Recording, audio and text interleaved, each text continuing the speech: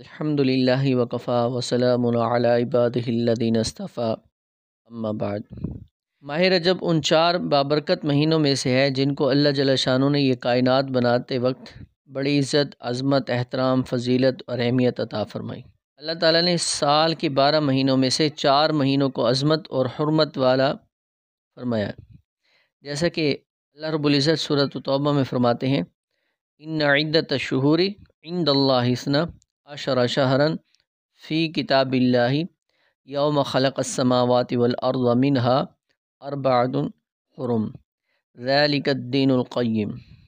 حقیقت یہ ہے کہ اللہ کے نزدیک مہینوں کی تعداد 12 مہینے ہے جو اللہ کی کتاب یعنی لوح محفوظ کے مطابق اسی دن سے نافذ ہیں، جس دن اللہ جل شانہ نے آسمانوں اور زمین کو پیدا کیا۔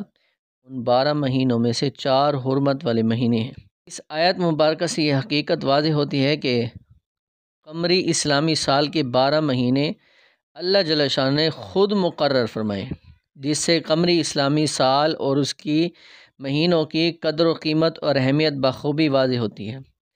اسی طرح سے اس سے معلوم ہوا کہ ان 12 مہینوں میں سے 4 مہینے حرمت والے، عظمت والے، احترام والے ہیں۔ سال 12 مہینوں کا ہوتا ہے، ان میں سے 4 مہینے حرمت، عظمت اور احترام والے ہیں۔ 3 تو مسلسل ہیں یعنی ذی القعدہ، ذو الحجہ اور محرم، اور 4تھا مہینہ رجب کا ہے جو کہ جمادی الثانی اور شعبان کے درمیان میں ہے۔